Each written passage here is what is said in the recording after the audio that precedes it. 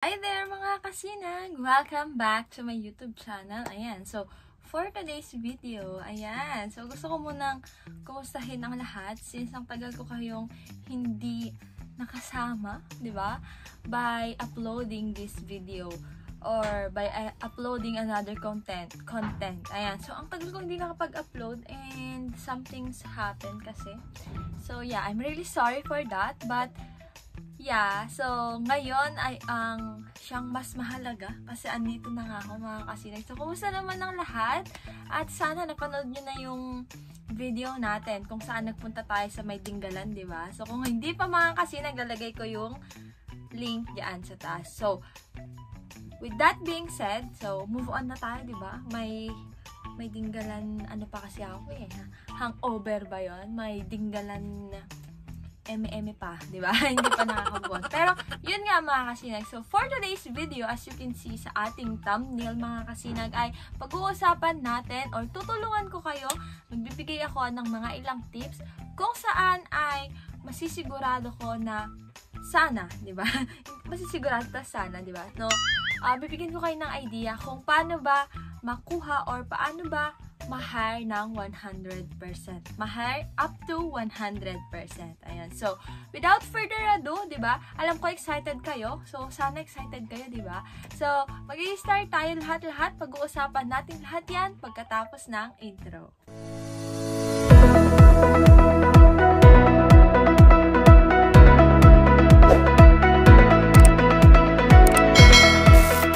So, ayun nga mga kasinag. So, bale, itong mga topic na to ay hahatiin ko lang siya sa 3 P, which is yung una nating P mga kasinag ay yung tinatawag nating punctuality. Okay, so kapag narinig mo na may hiring sa Jollibee, the first thing you need to know is kung ano ba yung mga 5W and H question natin. So, hindi naman lahat, pero hayaan yung i-under ko yung unang 4 na WH question, ayan, yung 5WH question and ano pala, yung 1H, ayan, di ba? So, tama pa ba yung mga sinasabi ko dito? Basta yun. So, unang-una, kapag may hiring sa Jollibee is, ano yung kailangan? Kasi, sa pag-hiring ng Jollibee mga kasinag, meron po tayong, it's either ang hiring po nila nga ay for crew lang or sa mga management trainee kasi nga nagkukulang sila ng manager sa area ninyo. So, that's the first point. Pangalawa is saan. So, saan ba yung gaganaping interview? Siyempre, kailangan mong malaman at kasama ng saan is kailan. So, anong araw, anong petsa at anong oras. So, in my case mga kasinag, kung napanood nyo na yung hiring process ng management trainee na in-upload ko rin naman dito sa ating YouTube channel, lalagay ko dyan yung link kung hindi pa, ay nasabi ko sa inyo na kapag parang late ako noon, di ba? So, wag nyo akong tutularan, di ba? Na nalilate sa mga ganyan. Okay. And aside from that is yung sino. Parang mali yata. So, yung sa what mga kasinag ay kung ano yung mangyayari. So, kung ano ba yung magiging agenda that day, bakit kailangan mong magpunta. So, if you're, in my case, if you're watching this, mga kasinag, yung ano sa inyo, ay baka naghahanap ka ng trabaho, kaya pupunta ka ng araw na yan kasi nga may interview. Okay? So, yung who nga po, yung WH na last na under natin sa unang P, which is yung punctuality nga po, mga kasinag, is yung who.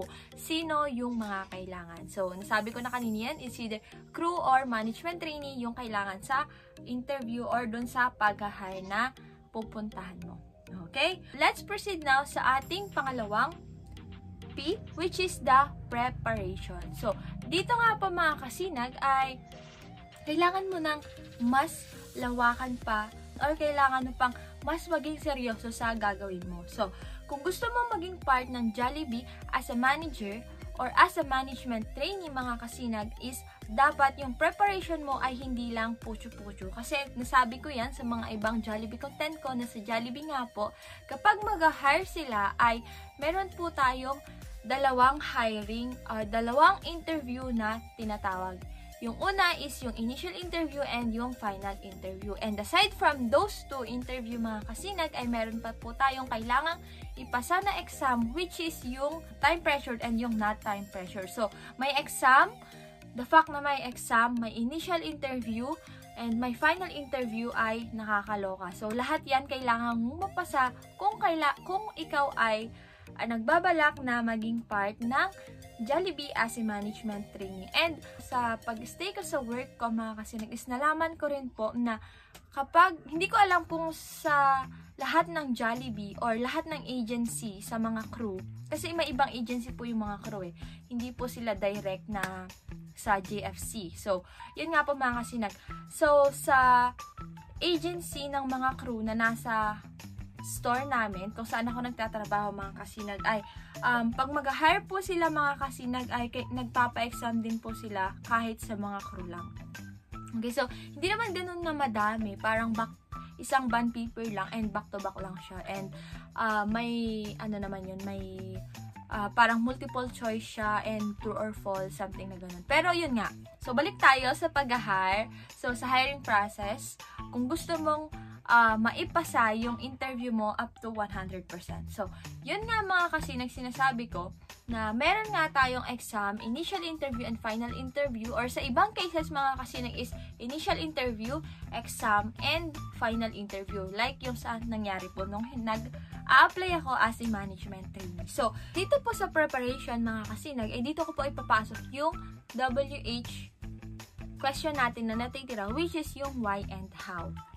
Okay, so sa why mga kasinag is dapat alam mo sa sarili mo bakit ka andon at bakit ka mag-a-apply bukod sa fact na wala kang trabaho, di ba? So yung iba kasi kaya lang naman nag-a-apply kasi yun yung nakita nilang vacancy, yun yung nakita nilang may hiring, di ba? So dapat yung goal mo kapag mag-a-apply ka, syempre Jollibee na yung usapan dito, di ba? As a management trainee na, hindi lang po yun yung nasa isip mo, di ba?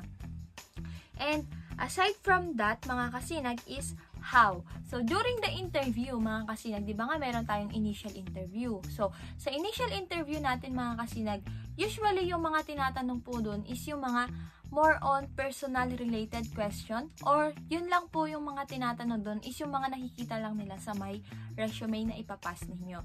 So, dito mga kasinag is maganda po na mag-prepare ka dun sa tanong or sa possible na tanongin nila sa'yo kung paano mo nalaman yung interview. Minsan kasi nagkakaroon ng parang referral na tinatawag. So, gusto nilang malaman kung paano mo nalaman or baka ni-refer sa'yo or something na ganun. And aside from that, mga kasinag, sa initial interview, magiging plus points po yun sa inyo kung yung tinapos ninyo. Kasi, syempre, nasa Pilipinas tayo, di ba? They do require a 4-year graduate kung papasok ka as a management trainee.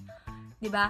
So, doon po mga kasinag ay magiging advantage mo yon kung ang tinapos mong course is business-related course or nasa hospitality industry course, something na ganun.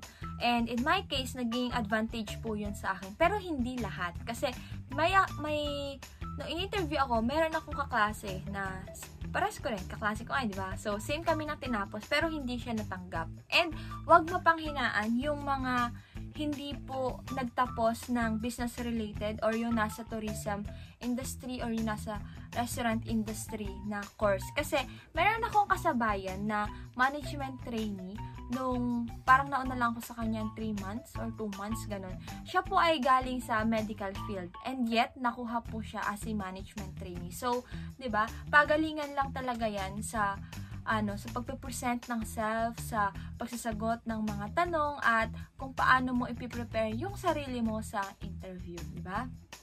So, our last P, mga kasinag, is dapat makita nila during the interview yung pagiging passionate mo and yung pagiging persistent mo na aplikante, di ba? Dapat doon pa lang mga kasinag is makita na nila kung gaano ka ka-confident, gaano ka ka-eager na makuha yung slot na yon or yung position na yon, and gaano mo kaayos, gaano mo kaganda ipipresent yung sarili mo in terms of interview. Kasi di ba, interview yan, hindi naman lahat ng tao may kakayahan na, alam mo yon, yung maging matapang, di ba? Yung iba kasing tao, mga kasinag, pagdating sa interview, hirap na hirap sila.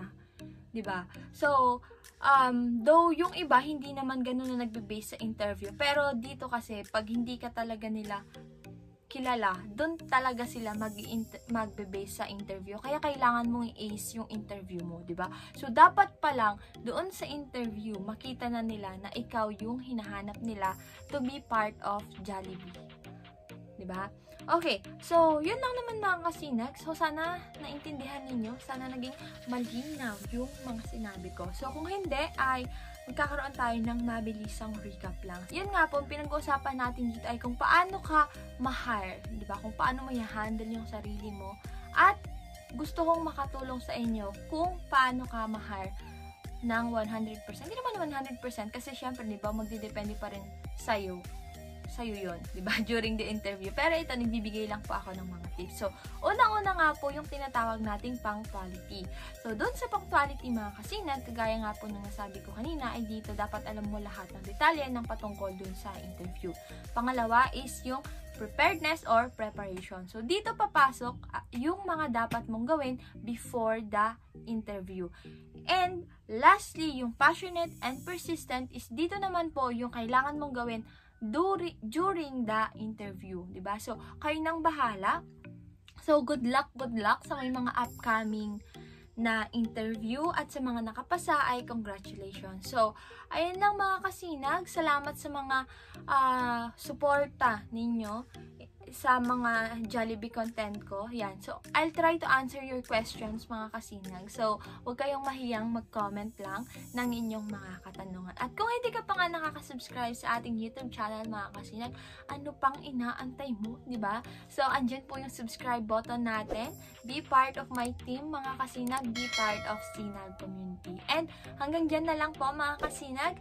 Again, I am your Ate Aren, ready for the worst, hoping for the best. So, see you sa ating next upload mga kasinay!